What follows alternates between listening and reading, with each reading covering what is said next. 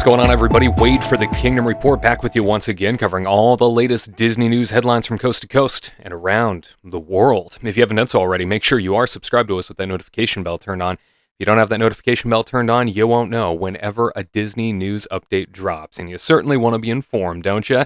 Today, we're asking the question, is there a confidence crisis in Disney CEO Bob Chapek? Well, the Hollywood Reporter sure thinks so. They write that Disney is in uncharted waters. From 1984 to 2020, the company had only two CEOs, Michael Eisner from 1984 to 2005 and Bob Iger from 2005 to 2020. Now, Bob Chapek, with 2 years on the job, is facing a staff revolt, and insiders are speculating about his longevity in the job and who might succeed him. Entertainment chief Peter Rice and ex-CFO Tom Staggs would seem to be favorites. His contract is up in 11 months. It is unclear at this point whether Chapek, age 61, can execute a reset with Disney staff and creative partners. The last-minute postponement of the company's management retreat set for Orlando for the last week of March struck one Disney veteran as ominous, saying, quote, "This was Chapek's big moment post-Iger to assert his leadership and vision in front of the top 300 execs worldwide. These events at Disney are like political rallies, coronations, short camps, and proms all in one. The postponement is not necessarily fatal, but very serious and destabilizing," he says. The event has yet to be rescheduled, but Chapek still held a 2-day meeting for investors. The fallout over Chapek's initial position on Florida's parental rights in education legislation, which was to not take a position, added to the growing unease within Disney and in the creative community about Chapek's leadership. He is known as a top-down manager, more of a talker than a listener. Quote, "It's funny how many people have said to me, 'It's such a giant mess,' but I'm not surprised," says another longtime Disney insider. "That's part of what makes it difficult to recover from," close quote. Succession is never easy. Eisner hazed Iger before the board anointed him. Questions about Chapek, meanwhile, who had a long career in consumer products and theme parks, began early on because of his lack of creative experience. His October 2020 reorganization, giving his longtime lieutenant Kareem Daniel oversight of distribution, was seen as a downgrade for creative execs and an upgrade for suits who had never made a movie or TV show. Another jolt came when Scarlett Johansson sued in July 2021 over her pay for Black Widow, and Disney lashed out in response. The fight, which led to a public war of words with CAA's Brian Lord, struck many observers as a relationship-corroding battle that Disney would have avoided in the Iger era. The degree to which Disney's 11-member board is concerned at this point isn't known. Their numbers include the CEOs of General Motors, Oracle, Nike, Lululemon, Athletica, and Illumina. Quote, "None of them come from the media business," says a Disney source. "It's not like former Warner's chairman, Bob Daly, or former Time Warner CEO, Richard Parsons, is on the board. I imagine they'd be scared to replace Chapek."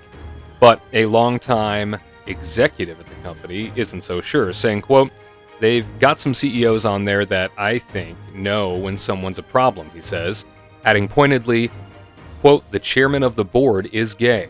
Susan Arnold is the board's first openly gay chairman." With Iger's departure as executive chairman at the end of 2021, Chapek clearly felt that it was time to assert his control. The plan was for him to define the culture of the Chapek era at an April company-wide meeting. The message, in part, would be that he would not involve Disney publicly in issues he considered irrelevant to the company and its businesses. As Chapek shifted positions on the Florida legislation, saying the company had been opposed to the bill from the start and had worked against it behind the scenes, other Disney executives and creative partners took public stands. Disney General Entertainment Content Chairman Peter Rice said, "Personally, I see this law as a violation of fundamental human rights," close quote. Finally, Chapek issued a full-throated apology and pledged to go on a listening tour. On March 28th, one day after the bill was mocked on the Oscars telecast, Florida Governor Ron DeSantis signed it into law, and Disney called for its repeal.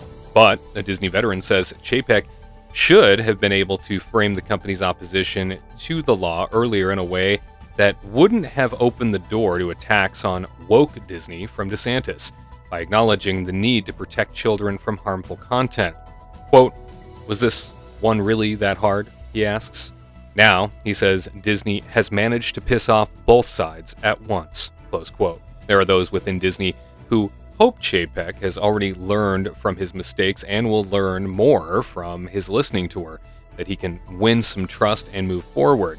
But one industry veteran says it won't be easy, saying, quote, even if he sits there and smiles politely and listens, people are not going to buy into it at this point, he says. He's not going to win hearts and minds. Once again, thank you, Hollywood Reporter, for that story. And moving along, Yahoo News is reporting that Governor Ron DeSantis expressed his support Thursday for ending Disney's special privileges in Florida, saying the entertainment giant's political sway is waning. DeSantis has been battling the Walt Disney Company over its opposition to HB 1557, officially titled Parental Rights in Education. Quote, as a matter of first principle, I don't support special privileges in law, just because a company is powerful and they've been able to wield a lot of power, he said at an event in West Palm Beach. His comments come after State Representative Spencer Roach of North Fort Myers tweeted that lawmakers have met twice to discuss repealing a 1967 state law that allowed Walt Disney World to establish its own independent government through the Reedy Creek Improvement District. Roach did not respond to messages seeking more details. Disney also has not responded to requests for comment. DeSantis didn't list specific policy proposals, but he mentioned a last-minute exemption the company got in legislation last year as an example of special treatment. Lawmakers excluded companies that operate theme parks from a bill that sought to stop social media outlets from deplatforming political candidates. State Republican Blasi Ignolia of Spring Hill said at the time the exemption was aimed at making sure the Disney Plus streaming service, quote, isn't caught up in this, close quote. DeSantis said Thursday that carve-out for Disney was ridiculous and embarrassing, but public records showed his legislative affairs director served as a liaison between Disney and lawmakers to craft its language. Those records were revealed in a report in the Seeking Rents newsletter. DeSantis said he signed the bill because he didn't want to throw the baby out with the bathwater and wants the carve-out repealed. A DeSantis spokeswoman did not respond to an email asking about the governor office's involvement in the Disney carve-out and whether DeSantis would support repealing the Reedy Creek Improvement District. DeSantis's big tech law is being challenged in the courts. Disney has carried immense influence with lawmakers for decades and is a major donor to Florida Republicans who control state government. In 1967, state lawmakers granted Disney unprecedented control over its theme park property, forming the Reedy Creek Improvement District. Through that government structure, Disney gained the ability to issue tax-free bonds for improvements, regulate land use and environmental protections, and provide fire, police, and other essential public services. Disney has scored other economic wins from the Republican-controlled legislature over the years, including a $570 million tax break for its new regional hub in Orlando's Lake Nona community that is expected to generate more than 2,000 jobs for the region. Republicans and Disney are at odds over DeSantis' agenda on social issues.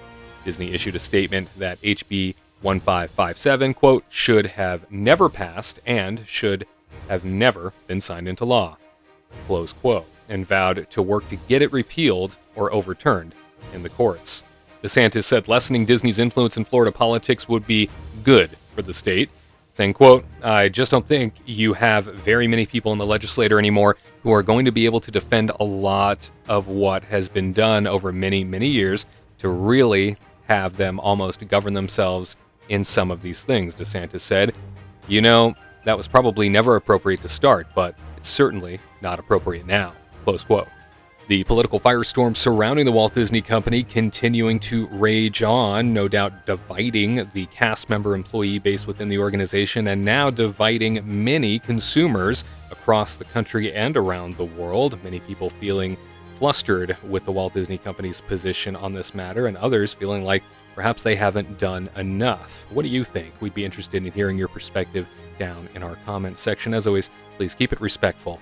We understand it is a very sensitive issue.